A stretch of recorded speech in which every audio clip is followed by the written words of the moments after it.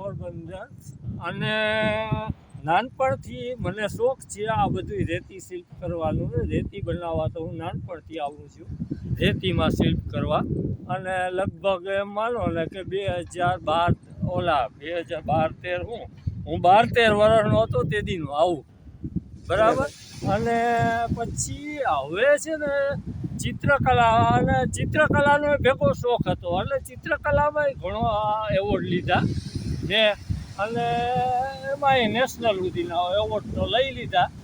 પછી હવે તો હું ખાલી શોખથી બનાવું છું. દરિયા કિનારે રખડવાનું મજા આવે પણ હું national send art festival Orissa ખાતે લગભગ 9-10 વાર હું ગયો હોઈશ પણ એમાં મેં એકવાર એમાં ફર્સ્ટ પ્રાઇઝ પણ જીતેલું.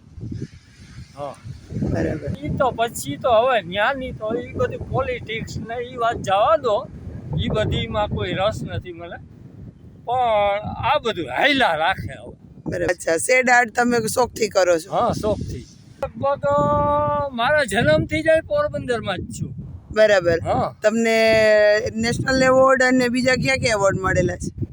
ખબર નથી, યાદ નથી, બહુ યાદ આવતું નથી હવે. બરાબર. તમને પેન્ટિંગમાં ને આ બધા કામમાં ઇન્ટરેસ્ટ ખરી? હા, ઇન્ટરેસ્ટ ખરી. એ પેલા લેતો પેન્ટિંગ બનાવતો, હવે તો એ ઓછું કરી નાખ્યું. બરાબર. આ સેન્ડ આર્ટ ઈ તમારો એક ટાઈપનો એ તો શોખ છે શોખ નાનપણથી, છે. હું કરું જ ને કરતો રહું દરિયા કિનારે. બરાબર. હા, થેન્ક યુ નથુભાઈ.